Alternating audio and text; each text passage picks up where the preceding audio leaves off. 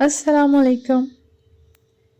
अल्लाह पाक आप सबको आसानियाँ अता फरमाए और आसानियाँ तकसीम करने वाला बनाए। उम्मीद करती हूँ कि सबको नावल बहुत पसंद आ रहा होगा।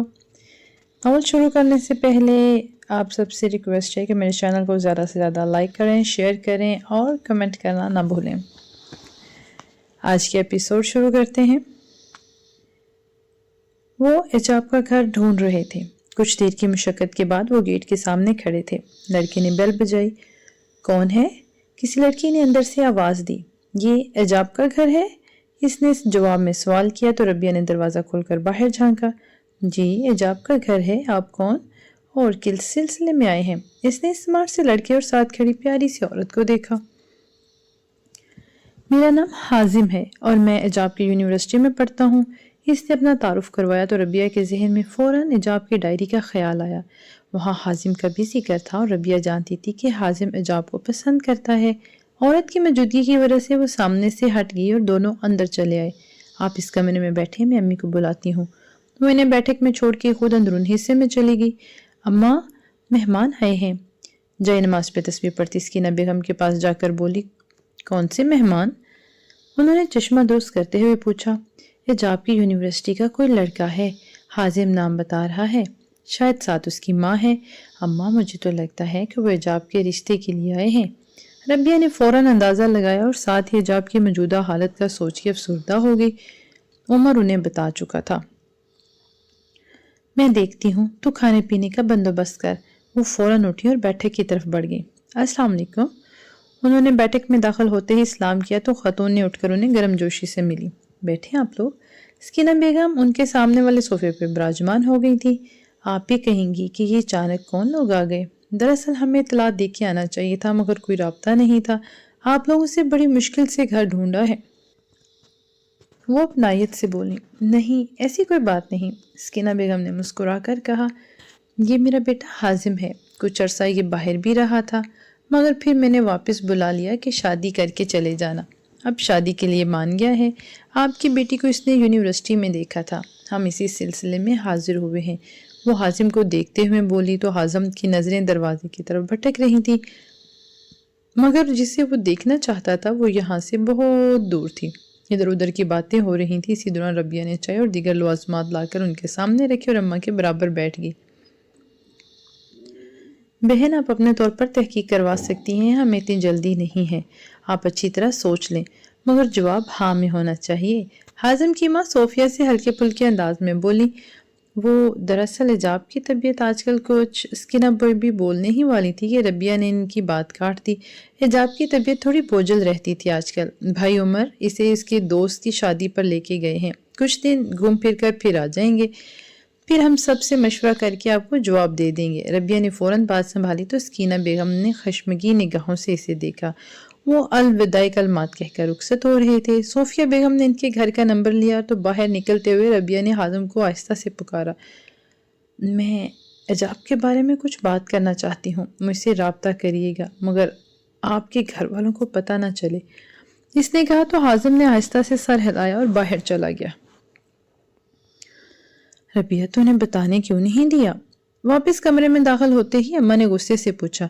अम्मा, एजाब पागल नहीं है, बस कभी कभी तबीयत खराब रहती है इसकी। अब तुम उन्हें बताती तो क्या वो रिश्ता करते यहाँ? उसने बेड पर बैठते हुए कहा। बेटा, मगर ये छुपाना भी तो ठीक नहीं। ये धोखा है। आज नहीं तो शादी के बाद पता चल जाएगा। फिर क्या करेंगे हम लोग? वो अपनी बेटी का बुरा तो नहीं चाह रही थी। मैंने हाजिम को कहा है कि मुझसे राब्ता करे। मैं इसे सब बता दूंगी, फिर ये इसकी मर्जी पर मुनहसर होगा। वो नाखून रगड़ते हुए बोली। पता नहीं क्या करती फिर रही है। सकीना बेगम वापस तस्बीह में मशगूल हो गई। आपको जहमत इसलिए दी क्योंकि बात बहुत ज़रूरी है। 2 दिन बाद हाजिम अकेला इनकी बैठक में विराजमान था और रबिया सामने बैठी थी। जहमत की कोई बात नहीं, आप कहिए क्या बात है? वो परेशान सा था कि कहीं एजाब ने इनकार ना कर दिया हो। वो दरअसल एजाब की तबीयत कुछ ठीक नहीं रहती। वो लफ्ज़ों के इंतखाब में एहतियात बरत रही थी। इसे क्या हुआ है? अब वो हकीकतन फिक्रमंद हुआ। कुछ अरसे से एजाब का रवैया अजीब सा था। उड़ंग कील जाकर वो पहले से ज़्यादा हैरत अंगेज़ बर्ताव करने लग गई है। रबिया को समझ नहीं आ रहा था कि कैसे अपनी बात समझाए। میں سمجھا نہیں، آپ کھل کر بات کریں۔ دل میں ہول سے اٹھ رہے تھے۔ ڈاکٹرز کہتے ہیں کہ اس کے دماغ پر اثر ہو گیا ہے۔ بامشکل اس نے اپنی پوری بات کی تو حازم کے چہرے پہ رنگ سا آ کر گزر گیا۔ بس کبھی کبھی وہ قابو سے باہر ہو جاتی ہے مگر زیادہ تر ٹھیک ہی رہتی ہے۔ اس نے بات فوراً سنبھالی۔ وہ چاہتی تھی کہ حازم اسے اپنا لے کیونکہ وہ اس کی آنکھوں میں عجاب کے لیے چاہت دیکھ چکی تھی۔ اب امتحان حازم کا تھا۔ حازم خاموش ہو گیا۔ وہ اس بات کو سمجھنے کی کوشش کر رہا تھا۔ ربیہ اس کی خاموشی سے ڈر رہی تھی۔ کیا اس کے باوجود تم اسے اپنا لو گی؟ حازم نے خاموش نظروں سے اسے دیکھا اور پھر نیچے دیکھ لیا، چہرے پر گہری سوچ کے اثرات سے۔ میں کل آپ سے بات کروں گا، وہ یہ کہتا کھڑا ہوا اور گلاسز لگاتا ہوا باہر نکل گیا۔ ربیہ کو مایوسی محسوس ہو رہی تھی۔ کیا بنے گا میری بہن کا؟ اس نے نم آنکھوں سے سوچا۔ وہ بار بار دروازے کی طرف بڑھ رہا تھا مگر کوئی قوت تھی جو اسے ہر دفعہ اٹھا کر واپس پھینک دیتی تھی۔ وہ پیچھے دیکھتا جہاں بہت بڑا خوبصورت مگر بدبودار دروازہ تھا۔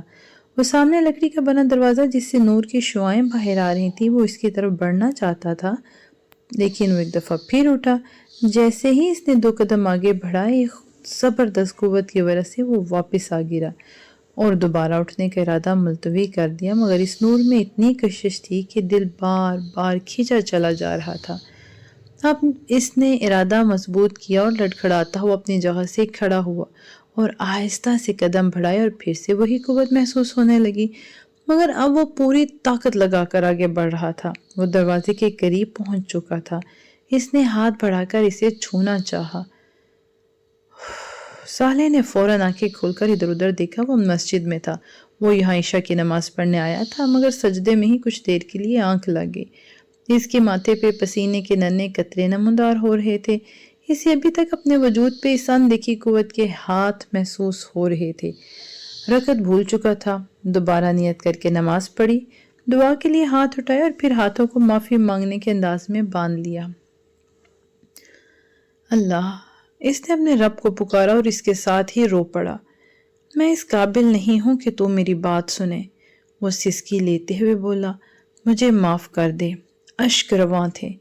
میں بہت حقیر اور گنہگار ہوں، کم ظرف ہوں۔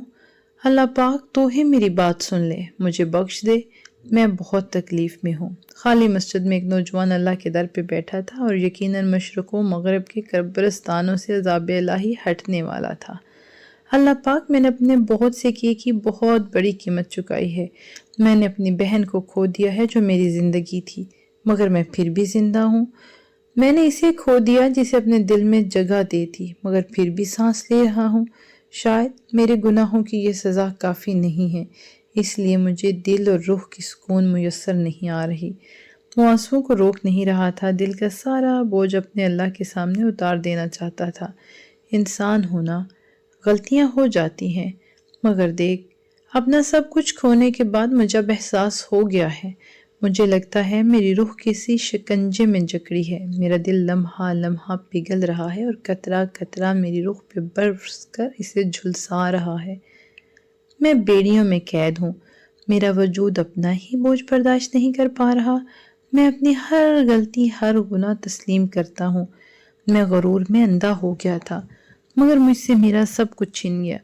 میں خالی ہاتھ ہوں، تو مجھ سے بس راضی ہو جا۔ اللہ پاک تو اعلیٰ ظرف کے مالک ہے، آپ کی رحمت آپ کے غضب پہ غالب ہے۔ اللہ مجھے انصاف نہیں چاہیے، مجھے بس بخشش چاہیے، مجھے اور کچھ نہیں چاہیے، مجھے بس سکون چاہیے۔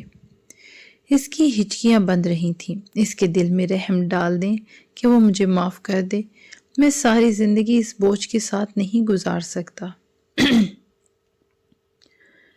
اب تو اس کے سامنے جانے سے بھی کتراتا ہوں کہ کہیں میری وجہ سے اس کے ساتھ کچھ اور برا نہ ہو جائے۔ میں اسے اب اپنا نہیں سکتا، میرے دل میں کوئی اور ہے، اس کے ساتھ میں مزید برا نہیں کر سکتا۔ اس نے سجدے میں سر رکھا۔ اللہ مجھ پہ رحم کر، اس کرب سے مجھے آزاد کر دے۔ اس کے سر سے بوجھ ہٹتا جا رہا تھا۔ مجھے معاف کر دیں۔ جانے کتنی دیر وہ سجدے میں رہا، جب سر اٹھایا تو آنکھیں سرخ ہو چکی تھی اور وہ وہیں گھٹنوں کے گرد بازو باندھ کے بیٹھ گیا، اسے رات وہیں گزارنی تھی۔ دریائے نیلم سے تھوڑا دور پہاڑ کے اوپر بنی نسبتاً صاف ستھری جگہ پہ وہ دونوں ساتھ بیٹھے تھے۔ آج برف باری کی شدت کم تھی۔ فیروز نے عمل کے دونوں ہاتھ تھام رکھے تھے اور اس کے شفاف چہرے پہ نظر تھی، جبکہ عمل دریا میں سست روی سے بہتے پانی کو دیکھ رہی تھی۔ فیروز نے ہاتھ بڑھا کر اس کے پلکوں کو چھوا تو عمل نے مسکرا کے رخ پھیر لیا۔ ایسے نہ کریں، اس نے التجا کی۔ کیسے نہ کروں؟ عمل جانتی تھی مگر سننا چاہتی تھی۔ ان پیاری آنکھوں کو مجھ سے نہ پھیرے۔ دونوں کی دھڑکنیں ایک ہی تال پر چل رہی تھی۔ آپ کیا چاہتے ہیں کہ ہر وقت آپ کو ہی دیکھتی رہوں؟ اس نے مسکراہٹ دبا کر پوچھا۔ کاش ایسا ہو جائے، مگر آپ مجھے چھوڑ کے ہر چیز کو دیکھتی ہیں۔ کیا یہ اڑنگ کیل میری محبت سے بہت زیادہ خوبصورت ہے؟ دل کی بات آج آخر زبان پر آ گئی تھی۔ وہ شکوہ کر رہا تھا۔ عمل زور سے ہنسی۔ خوبصورت وادی کے اس تنہا گوشے میں اس کی ہنسی، اس کے مجازی خدا کے سوا کوئی سننے والا نہ تھا۔ فیروز نے آنکھیں سکیڑ کے عمل کو دیکھا اور پھر ہنستے دیکھ کر اس کے ساتھ ساری ناراضگی دور ہو گئی۔ فیروز بھی مسکرانے لگا۔ آپ مجھ سے محبت کرتی ہیں؟ آپ مجھ سے محبت کرتی ہیں؟ وہ بس اس کی زبان سے سننا چاہتا تھا۔ عمل یہ سوال سن کر پھر ہنسنے لگی اور اب اس کا چہرہ سرخ پڑ گیا تھا۔ اس نے سر نہیں میں ہلا دیا تو فیروز کے چہرے کا رنگ پھیکا پڑ گیا۔ وہ برا منا گیا تھا اور عمل کے ہاتھ چھوڑ کر بیٹھ گیا۔ عمل نے آگے جھک کے اس کے چہرے کو دیکھا۔ کیا آپ کو اس کا جواب نہیں معلوم؟ وہ سنجیدہ ہو گئی تھی۔ میں چاہتا ہوں کہ آپ کی آواز میں سنوں۔ وہ روٹھا ہوا بچہ لگ رہا تھا۔ ان کی محبت ایسی ہی معصوم تھی۔ محبت کا اظہار تو عمل سے ہوتا ہے، کہہ دینے سے کیا ہوتا ہے؟ کہہ تو کوئی بھی سکتا ہے۔ اس نے ایک فیروز پہ ایک ملامتی نگاہ ڈالی۔ کہنا بھی ضروری ہوتا ہے۔ کبھی کبھی دل اپنی من پسند آواز میں اپنے من پسندیدہ ترین الفاظ سننا چاہتا ہے۔ وہ سر جھکائے ضد کر رہا تھا اور کبھی کبھی عمل کو دیکھ بھی لیتا تھا۔ فیروز، وہ پہلے مرد ہیں جس کی خواہش میرے دل نے کی تھی۔ میں آپ کی محبت کی قائل ہو گئی تھی جب آپ نے کوئی غیر ضروری مطالبہ کرنے کے بجائے براہ راست اپنا نام دینے کی کوشش کی تھی، پیشکش کی تھی۔ میں آپ سے عشق کرنے لگی ہوں۔ ہر گزرتا دن میرے دل میں آپ کی قدر بڑھا دیتا ہے۔ وہ ایک لمحے کو رکی۔ بس میری ایک ہی خواہش ہے کہ میں جنت میں بھی آپ کا ساتھ چاہتی ہوں۔ وہ فیروز کے ہاتھوں پہ اپنا نازک ہاتھ رکھ کے بولی۔ میں محبت میں بڑی بڑی باتیں نہیں کر سکتی اور نہ ہی آپ کی تعریف میں زمین و آسمان کے کلابے ملا سکتی ہوں۔ میں اپنی محبت کا اظہار اپنے عمل سے کر سکتی ہوں اور وہ میں کروں گی۔ اس نے فیروز کے ہاتھ کو اپنے ہاتھوں میں تھاما اور اپنا سر ان پر رکھ دیا تو فیروز کے لبوں پہ مسکراہٹ بکھر گئی۔ مجھے کبھی کبھی لگتا تھا کہ میں تو کوئی عام سا ہوں۔ آپ مجھے کیوں اپنائیں گی؟ آپ اتنی خوبصورت اور معصوم ہیں کہ میں آپ کی تعریف میں زمین و آسمان کے کلابے ملا سکتا ہوں۔ وہ خوشگوار لہجے میں بولا۔ میرے دل میں جھانک کے تو دیکھیں، آپ کو معلوم ہو کہ آپ کا مقام کتنا اونچا ہے۔ آپ میرے لیے بہت خاص ہیں، سب سے اہم، سب سے زیادہ قابل قدر۔ عمل آہستہ سے بولی تو فیروز کا دل چاہا وہ ایک دفعہ پھر بولے۔ میرا دل چاہتا ہے کہ دنیا کا ہر خوبصورت لباس آپ کے لیے ہو۔ میں آپ کے ہاتھ خوبصورت چوڑیوں سے سجا دوں، ہر حسین پھول آپ کے بالوں میں لگاؤں اور ہر خوبصورت زیور آپ کی زینت بنے۔ میں ایسا کرنے کے لیے بہت محنت کروں گا، کبھی کسی چیز کی کمی نہیں آنے دوں گا۔ وہ اس کے بالوں کو ہاتھ کی پوچھ سے چھوتا ہوا بولا۔ میں آپ کو محنت نہیں کرنے دوں گی، لیکن جو آسانی سے آپ دے سکتے ہیں میرے لیے وہی کافی ہے۔ میں نہیں چاہتی کہ اس دوڑ میں شامل ہو کے میں اپنے فیروز کو کھو دوں۔ آپ کے پاس میرے لیے وقت ہی نہ ہو۔ وہ منہ بسور کے بولی۔ میں جتنا بھی مصروف ہوا آپ کے لیے وقت نکال لیا کروں گا۔ اس نے عمل کی پریشانی دور کی تو وہ کھل اٹھی۔ اچھا اب چلیں۔ وہ کھڑی ہو چکی تھی۔ اتنی جلدی؟ فیروز کا باتوں سے دل نہیں بھرتا تھا۔ جی گھر جا کے کھانا تیار کرنا ہے، مجھے دیر ہوگی تو مور جان بنانے لگ جائیں گی۔ وہ فیروز کا ہاتھ پکڑ کر زبردستی کھڑا کرنے کی کوشش کر رہی تھی جو اس نازک وجود کے لیے ممکن نہ تھا۔ فیروز نے اس سے شکوہ کناں نظروں سے دیکھتا کھڑا ہو گیا۔ وہ دونوں پہاڑی سے اتر رہے تھے جب سامنے 3 بندوں کو دیکھ کے رک گئے۔ جلال خان، راستہ چھوڑو۔ فیروز نے عمل کو اپنے پیچھے کرتے ہوئے سامنے کھڑے بڑی بڑی مونچھوں والے شخص کو غصے سے کہا۔ ہم کیا راستہ چھوڑے؟ تم ہمارے راستے میں آیا ہے اپنا عورت کے ساتھ۔ وہ مونچھوں کو تاؤ دیتا ہے وہ بولا تو فیروز غصے سے لال پیلا ہو رہا تھا۔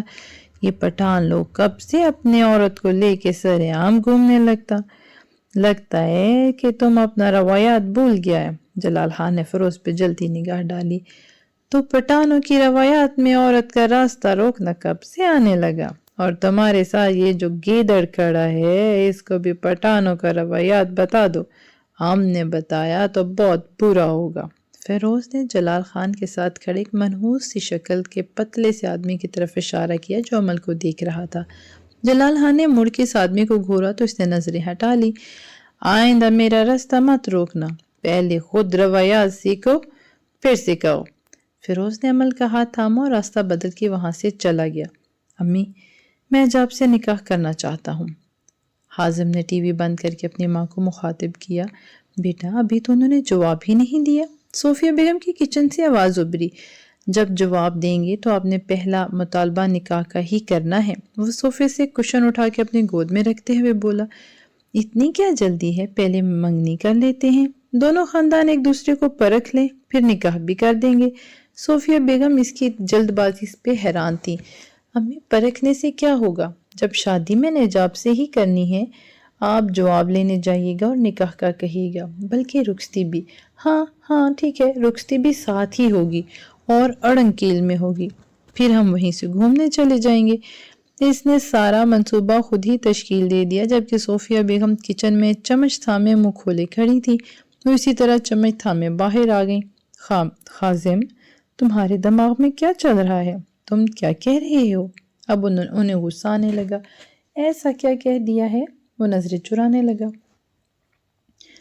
اتنی جلد بازی کی وجہ کیا ہے؟ ابھی تو میں نے جاب کو نہیں دیکھا اور تم نکاح اور رخصتی تک بھی پہنچی ہے، اور وہ بھی اتنے دور اس ٹھنڈے علاقے میں۔ وہ اس کے سامنے آ کر بیٹھ گئی۔ حجاب کو میں نے تو دیکھا ہے نا، زندگی میں نے گزارنی ہے، جیسی بھی ہے گزارا کر لوں گا، ڈونٹ وری۔ اور میرے بعد ابھی سارا اور ہمنا بھی ہیں۔ میری شادی ہوگی تو ہی ان کی باری آئے گی، اب اگر کرنی ہی ہے تو دیر کیسی؟ وہاں اس لیے کہہ رہا ہوں، آپ کو یاد تو ہوگا کہ میں اپنی شادی کو یادگار بنانا چاہتا تھا ہمیشہ سے، بس یہی وجہ ہے۔ زیادہ لوگوں کی ضرورت نہیں، واپس آ کر ایک تقریب رکھ لیں گے جس میں سب کو بلا لیں گے۔ اس نے لاحیہ عمل پیش کیا۔ مجھے تو تمہاری منطق بالکل بھی سمجھ نہیں آ رہی۔ صوفیہ بیگم سر پکڑ کے وہیں بیٹھ گئی۔ سمجھنے کی کیا ضرورت ہے، میں جیسے کہہ رہا ہوں بس وہ کرنا ہے۔ وہ معصومیت سے بولا تو صوفیہ نے اسے دیکھ کے افسوس سے سر ہلایا۔ تمہارے ابو نہیں مانیں گے، میں انہیں کیا کہوں گی؟ انہیں تو یہ بتایا ہی نہیں کہ تمہاری پسند سے رشتہ کر رہے ہیں، ورنہ طوفان آ جاتا۔ اور اگر وہ لوگ نہ مانیں اس سب کے لیے تو؟ انہوں نے اگلا اعتراض اٹھایا۔ وہ آپ کا کام ہے کہ آپ کیسے مناتی ہیں، اپنے بیٹے کے لیے اتنا تو کر سکتی ہیں نا، ہے نا؟ حازم نے مار کا سر کر لیا تھا اور صوفیہ بیگم واپس کچن میں چلی گئیں۔ بڑے بڑے درختوں پہ گری برف نے سارا جنگل سفید کر رکھا تھا، پر زیرو اپنے آشیانے میں دبکا بیٹھا تھا، مگر جنگل میں کسی کے قدموں کی آواز آ رہی تھی۔ کچھ لمحوں کے بعد دور سے صالح آتے دکھائی دیا۔ ویسے ان دنوں جنگل میں گشت کرنے کی ضرورت تو نہ تھی، مگر وہ خود سے بھاگ رہا تھا، بے وجہ ہی اس طرف نکل آیا تو سوچا ایک نظر جنگل میں مار لی جائے۔ کافی دنوں سے راؤنڈ بھی نہیں لگایا تھا۔ وہ ادھر ادھر نظر دوڑاتا چل رہا تھا۔ جنگل آتے ہوئے وہ پسٹل ہمیشہ اپنے ساتھ رکھتا تھا۔ بڑے سے اوور کوٹ میں وہ سردی سے محفوظ تھا، مگر دستانے نہ ہونے کی وجہ سے اس نے دونوں ہاتھ کوٹوں کی جیبوں میں رکھے ہوئے تھے۔ برف پر مضبوطی سے قدم جماتا وہ تقریباً جنگل کے درمیان آ چکا تھا جب کلہاڑی چلنے اور ہلکی سی آواز نے اس کے قدم روک لیے۔ وہ پسٹل نکال کے آواز کے تعاقب میں بڑھنے لگا۔ ایک بڑا سا درخت جس کی دوسری طرف کوئی تھا۔ صالح نے ایک ہی جست میں سامنے آ کر پسٹل سامنے کر دی اور پھر چون کے دیکھا۔ وہ احمد خان تھا جو صالح کے ہاتھ میں یہ دیکھ کے آنکھیں پھیلائے کھڑا تھا۔ صالح نے پسٹل واپس جیب میں رکھ دی۔ تم یہاں کیا کر رہے ہو؟ وہ اسے جانچتی نظروں سے دیکھتے ہوئے بولا۔ لکڑی کے لیے آیا تھا، مگر یہاں تو سارا لکڑی گیلا ہے۔ وہ مایوسی سے بولا، تمہیں معلوم ہے کہ جنگل سے لکڑی کاٹنا چوری کے زمرے میں آتا ہے؟ صالح درخت سے ٹیک لگا کر کھڑا ہو گیا۔ صاحب جی کیسے باتیں کرتا ہے، ہمارا اپنا جنگل ہے، سارا ملک میں یہاں سے چیزیں جاتا ہے، تو کیا ہمارا اپنا کوئی حق نہیں؟ احمد خان غصہ کر گیا تو صالح ہنس پڑا۔ بچے جو بھی کہو لیکن یہی سچ ہے، اور آئندہ دھیان رکھنا، ہر دفعہ ضروری نہیں کہ میں ہی تمہیں دیکھوں، تم پھنس بھی سکتے ہو۔ صالح نے اسے سمجھایا، پہلی بات صاحب جی کہ ہم بچہ نہیں ہے، اور دوسری بات ہم پولیس وولیس سے نہیں ڈرتا۔ احمد خان نے گردن اکڑا کر کہا تو صالح کو وہ بہت دلچسپ لگا۔ اچھا چلو چھوڑو، جب برف باری ختم ہوگی تو میں تمہیں تمہاری نوکری لگوا دوں گا۔ جو لوگ جنگل سے قانونی طور پر لکڑی کاٹتے ہیں پھر تم انہیں چوری نہیں کرنی پڑے گی، مگر تب تک تم ایسا کچھ نہیں کرو گے۔ صالح نے اس کے کندھے پہ تھپکی دی تو احمد خان کلہاڑی کندھے پہ رکھ کر اس کے ساتھ چلنے لگا۔ تمہارا بھائی کیا کرتا ہے؟ سنا ہے شادی ہوئی ہے اس کی؟ اس نے سرسری سا انداز اپنایا۔ ہاں، فیروز خان بجلی گھر میں کام کرتا ہے۔ آپ نے جو خان بابا ہے نا، ان کا 89 سے شادی ہوا اس کا، وہی جو اس دن جنگل میں ہمارے ساتھ تھا۔ احمد نے فوراً جواب دیا۔ بہت اچھا بھابی ہے ہمارا، اللہ دونوں کو ہمیشہ سلامت رکھے۔ احمد نے خلوص دل سے دعا دی تو صالح کے دل کی پیٹ مس ہوئی۔ اس نے نظروں کو رخ پھیر لیا۔ صالح کو ٹرک سٹارٹ ہونے کی آواز سنائی دی۔ اس نے فوراً احمد خان کو خاموش رہنے کا اشارہ کیا۔ سنسان جنگل میں اس موسم میں ٹرک کا کیا کام تھا؟ وہ دبے پاؤں آگے بڑھنے لگا اور احمد خان نے اس کی پیروی کی۔ صالح نے احمد کو ایک درخت کی اوٹ میں کیا اور خود آہستہ سے سر نکال کے دیکھا۔ وہاں کچھ لوگ تھے، پاس ٹرک میں لکڑیاں رکھی تھیں جو کہ خشک تھی۔ یہ تو جلال خان ہے۔ احمد پہلے اونچی آواز میں بولنے لگا تھا، مگر پھر صالح کے گھورنے پر اس نے آواز کو سرگوشی میں بدل دیا۔ صالح خاموشی سے ان کی ساری کارروائی دیکھ رہا تھا۔ یہ ان کے پاس خشک لکڑی کہاں سے آئی؟ اس نے احمد سے پوچھا۔ یہ لوگ برف باری سے کچھ دن پہلے لکڑی کاٹتا ہے اور پھر اسے اچھی طرح ڈانپ کے رکھ دیتا ہے، پھر جیسے ہی برف کا موسم آتا ہے یہ یہاں سے لے جاتا ہے، کیونکہ ان دنوں یہاں پیرا تھوڑا سخت نہیں ہوتا۔ احمد نے آہستہ سے اپنی معلومات سے اسے فراہم کی تو صالح نے سمجھتے ہوئے سر ہلایا۔ صالح کا ہاتھ بے دھیانی میں احمد کی کلہاڑی پہ لگا اور وہ زمین بوس ہو گئی۔ اس کے ساتھ ہی وہ لوگ چوکنا ہو گئے۔ انہیں معلوم ہو چکا تھا کہ یہاں کوئی ہے۔ 2 لوگوں کی بندوقیں نکل آئی تھیں۔ صورتحال گمبھیر ہو رہی تھی۔ صالح کو اپنے ساتھ احمد کی جان بھی بچانی تھی۔ اس سے پہلے کہ وہ لوگ ادھر آ کر انہیں دیکھتے، صالح نے ان میں سے 2 لوگوں پہ فائر کر دیا جن کے ہاتھ میں بندوق تھی، تو باقی لوگوں میں کھلبلی مچ گئی۔ جو لوگ آگے بڑھ رہے تھے وہ بھی بھاگنے لگے اور چند ہی لمحوں میں منظر صاف ہو گیا۔ صالح نے درخت کا سہارا لے کے سکون کا سانس دیا اور احمد خان کو دیکھا جو حیرانی سے سمجھنے کی ہی کوشش کر رہا تھا۔ چلو اب نکلو یہاں سے۔ اس نے مرے ہوئے آدمیوں کے ہتھیار اپنے قبضے میں لیتے ہوئے احمد خان کو اشارہ کیا تو وہ فوراً اس کے پاس آ گیا۔ صالح نے جلد از جلد پولیس کو بتانا تھا۔ حجاب کے گھر والے مان چکے تھے۔ عمر تم حجاب کو سمجھاؤ کہ یہ رشتہ بہت اچھا ہے۔ ربیہ فون پر بات کر رہی تھی، ایسی حالت میں وہ کیسے شادی کرے گی، اور آپ لوگوں نے ان کے بارے میں کیا بتایا ہے؟ عمر کی آواز ابھری۔ صرف لڑکی کو بتایا ہے۔ ربیہ کے پاس بتانے کے علاوہ کوئی چارہ نہیں تھا اور وہ مان گیا؟ یہ حیران کن نہیں؟ عمر کو بات ہضم نہیں ہو رہی تھی۔ عمر، وہ حجاب کا سینئر تھا اور شاید اسے پسند بھی کرتا ہے، اس لیے مان گیا۔ اب حجاب کو منانا تمہارا کام ہے۔ وہ لوگ جلد از جلد شادی کرنا چاہتے ہیں۔ ربیہ کی بات سن کے عمر نے الوداعی کلمات کہیں اور فون رکھ دیا تو اس نے مدد طلب نظروں سے آسمان کی طرف دیکھا۔ ان آنکھوں کو جب سے دیکھا ہے ہر نظر سے غیر شناسائی ہو گئی ہے۔ اس چہرے کے علاوہ اب کسی صورت سے واقفیت ہی نہیں رہی۔ وہ آواز میری سماعت میں سر بکھیر دیتی ہے جو اس وادی کی شہزادی ہے، وہ ظالم شہزادی جو اب کسی اور سلطنت کی ملکہ ہے، مگر اب بھی میرے دل پہ اس کا تسلط قائم ہے۔ وہ بے رحم شہزادی جس نے اس پرندے کو قید سے آزاد کرنا چاہا جبکہ اسے ایسی کوئی خواہش نہ تھی۔ اس کی معصوم نظروں میں اس قیدی کو دیکھ کے جو شفقت منڈاتی ہے، ایسا لگتا ہے دل کسی نوکدار چھلنی کی نظر ہو گیا ہے۔ درد اتنا گہرا ہوتا ہے کہ اب اس کی آنکھوں میں دیکھا ہی نہیں جاتا، وہ نفرت دیکھی نہیں جاتی۔ وہ کہتی ہے کہ جیسی نفرت مجھ سے ہے ویسی کسی سے نہیں کی۔ اسے کیا اندازہ کہ اس کے الفاظ میری روح پہ ٹوٹے ہوئے کانچ کی طرح لگتے ہیں۔ میں کیسی دوہری اذیت سے نجات پاؤں؟ معافی میسر ہے نہ گروگے جاں، لگتا ہے سانس اٹکی ہوئی ہے، حالت نظام میں ہوں، بس ایک اشارہ اور یہ رخ پرواز کرنے کو تیار ملے گی۔ وہ کسی اور کے دل پہ حکمرانی کرتی ہے، مگر اس کا دل کا کیا؟ جو ابھی بھی اپنی ملکہ کو ایک نظر دیکھنا چاہتا ہے، جو اس کی آواز سننا چاہتا ہے۔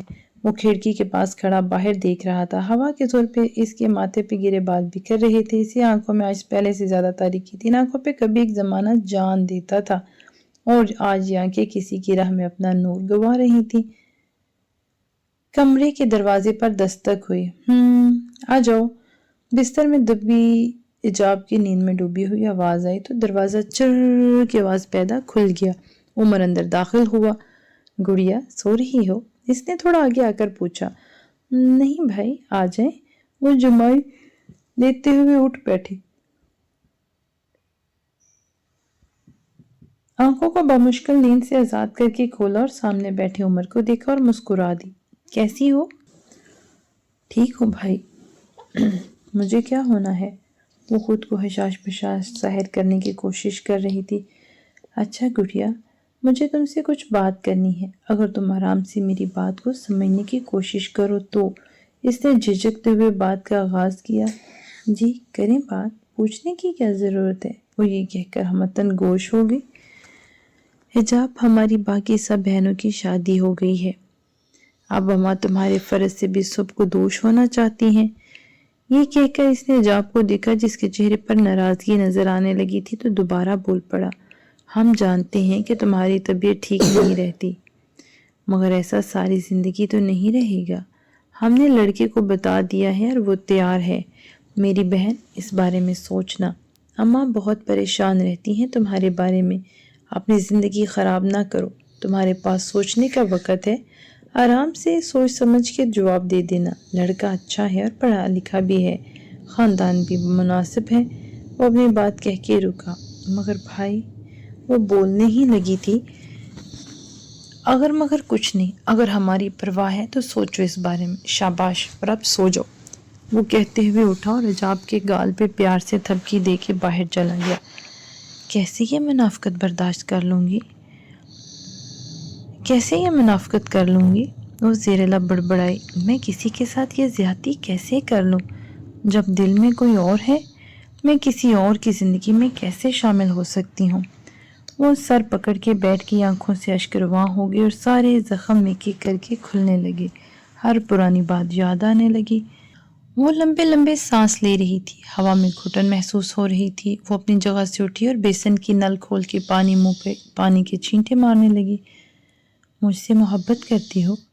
محبت نہیں، عشق کرتی ہوں، مندر عشق باشما ہستم۔ وہ سفید لباس والی لڑکی، وہ ناخدا، وہ سمندر میں گرنے والا آدمی، ہر چیز گٹمٹ ہونے لگی۔ اس نے اپنے سر کو زور سے تھام لیا، نظریں اٹھا کر آئینے میں دیکھا، بھیگے چہرے کے ساتھ وہ حجاب کوئی اور ہی حجاب تھی۔ نہیں نہیں، میں اپنے ہوش میں نہیں کھو سکتی۔ وہ اپنی دونوں مٹھیوں میں بال جکڑ کے چلائی۔ نہیں نہیں عمل، اس کی نظروں کے سامنے پھر سے سمندر آنے لگا۔ نہیں نہیں، یہ سراب ہے حجاب، ایسا کچھ نہیں ہے۔ وہ خود کو تسلی دینے لگی۔ کھلی نل کی آواز میں اس کی آواز ڈوبنے لگی، اسے لگا کہ وہ پانی میں گر جائے گی۔ میں کمرے میں ہوں، میں پانی میں نہیں ہوں، یا اللہ! وہ چیخی مگر آواز گھٹنے لگی۔ اس نے اپنے گلے پہ ہاتھ رکھا۔ بھائی! اس نے عمر کو پکارنے کی کوشش کی، پھر لڑکھڑاتے قدموں سے آگے بڑھ کر شاور کھولا اور اس کے نیچے کھڑی ہو گئی، مگر وہ سراب اس کی نظروں کے سامنے چپک کر رہ گئے۔ وہ سر کو جھٹکتے ہوئے ناکوں سے اوجھل کرنے کی کوشش کر رہی تھی۔ اس نے شاور بند کر دیا، آنکھوں کے سامنے اندھیرا چھا رہا تھا۔ حجاب نے دروازے کی طرف ہاتھ بڑھایا اور پھر جیسے ہی لاک کھول کر باہر نکلنے لگی، وہ چکرا کر نیچے گر گئی۔ عمر، جو اس کو عمل کی آمد کا بتانے آیا تھا، حجاب کو اس حالت میں دیکھ کے اس کے قدموں کے نیچے سے زمین کھسک گئی تھی۔ حجاب، میری گڑیا، کیا ہوا؟ وہ حجاب کا سر اپنی گود میں رکھ کر پکار رہا تھا۔ خان بابا، عمل، احمد خان، جلدی آئیں! وہ انہیں آوازیں دینے لگا۔ گڑیا، کیا ہو گیا ہے؟ آنکھیں کھولو، دیکھو دیکھو، میں عمر ہوں، تمہارا بھائی، تمہیں بلا رہا ہوں۔ میری بات مانو گی نا؟ चलो शाबाश, देखो अमल आई है। वो इसे किसी छोटे बच्चे की तरह जगाने की कोशिश कर रहा था। इस दौरान अहमद खान और अमल भी आ चुके थे। अहमद गाड़ी का इंतज़ाम करने बाहर भाग गया, जबकि उमर ने जाब को उठाया और बेड पर लटा दिया। अमल पास बैठ के इसकी हाथ रगड़ रही थी। उमर भाई, इसे क्या हुआ था? अमल ने इजाब पे नज़र मस्कूर की उमर से पूछा। कुछ नहीं, बस अभी मैं इससे शादी की बात करके गया था और वापस आया तो ये बेहोश थी। वो परेशानी में इधर उधर चक्कर काट रहा था, फिर थक कर बैठ गया। अमल सारा माजरा समझ चुकी थी और मजीद अफसरदा हो गई। अहमद खान गाड़ी ले आया था, वो इजाब को हॉस्पिटल ले गए। वो 3 घंटों से बेहोश थी। उमर और अहमद हॉस्पिटल की गैलरी में बैठे हुए थे और अमल को घर छोड़कर आए थे। डॉक्टर बाहर आया तो उमर इसकी तरफ बढ़ा। डॉक्टर, हिजाब ठीक है? इसने बेताबी से पूछा। जी, इनको होश आ गया है, अब मिल सकते हैं। ये काफ़ी जल्दी रिकवर कर लेंगी क्योंकि अब ये खुद ठीक होना चाहती हैं। पिछली दफ़ा के निस्बत अब इनका इम्यून सिस्टम ज़्यादा बेहतर है। सेहतयाबी का ताल्लुक मरीज़ की अपनी कोशिश से भी होता है। आप उन्हें ज़िंदगी की तरफ लाने की कोशिश जारी रखें और परेशान को चीज़ों से कुछ अर्सा दूर रखें, कम अज़ कम जब तक वो मुकम्मल सेहतयाब नहीं हो जाती। डॉक्टर्स को ये कहकर आगे बढ़ गया। अहमद खान ने अमल को फ़ोन करके बता दिया था और फिरोज़ खान के साथ वो हॉस्पिटल आ गई थी। वो छत की तरफ देख रही थी। उमर की कई बातें इसके जहन में गूंज रही थी। पहले ही सबको इतना परेशान कर चुकी हूँ, अब मज़ीद नहीं। और वो सोच रही थी कि अल्लाह पाक, मैं कोशिश करूँगी कि अपने दिल और ख्यालात पे काबू पा सकूँ। मैं कोशिश करूँ से कि मुझसे मुनाफिकत ना हो। आप मुझसे हिम्मत दीजिएगा। इसकी आंखों से आंसू गिरा और तकिए को भिगो गया। भाई को कहना मैं शादी के लिए तैयार हूँ। अमल इसके पास आई तो हिजाब ने कहा, हिजाब, हिजाब ये क्या कर रही हो अपने साथ? वो हिजाब के सामने बैठी थी। मैं नहीं कर रही, बस ये हो रहा है। नकाहत ज़दा आवाज़ में बोली। क्या हो रहा है? अमल ने इसका हाथ थामा। वो ख्वाब। हिजाब के जहन पे दवाइयों के ज़रिए असर गनूदगी छाई हुई थी। कौन सा ख्वाब? क्या बात कर रही हो? अमन ने इसका हाथ हिला के इसे जगाने की कोशिश की। वो ख्वाब मुझे डराता है। बचपन में याद है ना, अम्मा दरबार ले जाती थी। हिजाब, अमल ने इसे पुकारा मगर फिर वो सो चुकी थी। वो रूम से बाहर आ गई जहाँ फिरोज उमर के साथ खड़ा था। आप मुझे बताइए, ये सब क्या हो रहा है? आप मुझे कुछ नहीं जानती कि आप कुछ जानती हैं जो मुझे नहीं पता। उमर की बर्दाश्त जवाब दे गई थी। नहीं, ऐसा कुछ नहीं है। अमल ने नजरें चुराई। अमल, मुझे अंधेरे में न रखें। उमर शिकस्ता खुर्दा लहजे में एहतजाज कर रहा था। अमल ने इसे देखा और फिर गहरा सांस लेकर बताने का इरादा कर लिया। फिरोज, आप घर से कुछ खाने को ले आए। इसने फिरोज को इशारा किया तो वो समझता हुआ चला गया। इसके जाने के बाद अमल ने एक एक करके सारी बात उमर के गोश गुजार दी। इतना सब हो गया और आप लोगों ने मुझे बताना मुनासिब ना समझा? वो शख्स मेरी जिंदगी, मेरी बहन के साथ ऐसे कैसे कर सकता है? कोई इतना कैसे गिर सकता है? उमर गुस्से में अब बेकाबू हो रहा था। मैं इसे जिंदा नहीं छोड़ूंगा, वो अपनी कनपटी मसलते हुए बोला। उमर भाई प्लीज, अब जबकि इजाब शादी के लिए मान गई है तो ऐसा हंगामा खड़ा ना करें जिससे इसकी मजीद बदनामी हो। इस लड़की का तो कुछ नहीं जाएगा मगर इजाब की ज़िंदगी ख़राब हो जाएगी। और वैसे भी वो इजाब से माफ़ी मांग चुका है। ये अलग बात है कि इसने अभी तक माफ़ नहीं किया। अमल इसे समझा रही थी। बात ख़त्म हो गई मगर असरात बहुत छोड़कर गई है। अब दोबारा ये गिरहें खुल गई तो इजाब के लिए बहुत मुश्किल हो जाएगी। अमल की बातें उमर समझ रहा था और फिर झुकाए दीवार के साथ खड़ा था। 3 घंटे होने को तो फिरोज अभी तक वापस नहीं आया था। अमल ने फ़ोन किया तो पता चला कि वो घर पहुंचा ही नहीं। वो मस्जिद की दीवार से टेक लगाकर बैठा था। मस्जिद की दीवारें कुरानी आयात से मनकश थी। हमेशा हमा वक्त खुशबू मस्जिद की फ़िज़ा में बसी रहती थी। यहाँ कैसा लगता था जैसे वो पूरी दुनिया को पीछे छोड़ आया है। 7-8 साल का एक बच्चा वहाँ घूम रहा था और इसके हाथ में ढेर सारी टॉफ़ियाँ थीं जिन्हें वो वक्फे वक्फे से मुंह में डाल लेता था। सालिया अब इस बच्चे को देख रहा था। बच्चा इसकी नज़रों से झिझक रहा था और अगले ही लम्हे बच्चे ने सारी टॉफ़ियाँ अपनी जेब में डाल ली और सालिया को देख के बोला, टॉफ़ी नहीं दूंगा। सालिया की लबों में मुस्कुराहट बिखरी और फिर कहके में बदल गई। وہ محفوظ ہوا تھا۔ بچے نے آنکھیں مٹکا کر صالح کو دیکھا۔ میں پھر بھی لے لوں گا، وہ اپنی آواز کو پرسرار بناتے ہوئے بولا تو بچہ 2 قدم پیچھے ہٹ گیا۔ میری امی ماریں گی، وہ دھمکاتے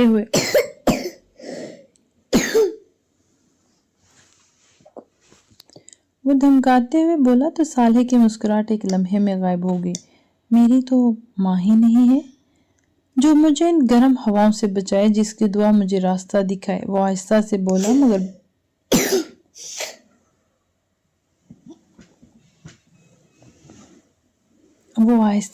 مگر بچے نے سن لیا۔ آپ کی اماں کہاں گئی ہیں؟ بچے کی آنکھوں میں ہمدردی تھی، وہ قریب آ کر بیٹھ گئے۔ اسے گھر میں سکھایا گیا تھا کہ جس کے ماں باپ نہیں ہوتے ان کے ساتھ اچھا سلوک کرتے ہیں۔ میری امی اللہ پاک کے پاس چلی گئی ہیں۔ صالح کی آنکھوں میں آنسو آ گئے تھے، اور اب میرا ایک دوست ہے، اس کی امی بھی چلی گئی تھی۔ بچہ افسوس کرتے ہوئے بولا، پھر میرا دوست بھی چلا گیا، اب وہ دونوں اکٹھے رہتے ہوں گے، ہے نا؟ بچے اپنے لیے اندازہ لگائے اور پھر تائید آنکھوں سے مسکرا کے سر میں ہلا دیا۔ اب آپ کی امی واپس نہیں آئیں گی نا؟ اس بچے نے مزید قریب کھسکتے ہوئے پوچھا تو صالح نے نفی میں سر ہلا دیا۔ آپ کو روٹی کون بنا کے دیتا ہے؟ بچہ پریشان ہو گیا تھا۔ میں خود بناتا ہوں۔ صالح کا دل چاہا کہ وہ اس بچے سے دل کی ہر بات کہہ دے۔ یہ معصوم بچہ اسے صرف سن سکتا تھا، اور صالح کو ایسا ہی شخص چاہیے تھا جو اس کی ساری رودات خاموشی سے سنتا۔ امی مجھے چٹنی والی روٹی بنا کے دیتی ہیں، بچے نے جتایا۔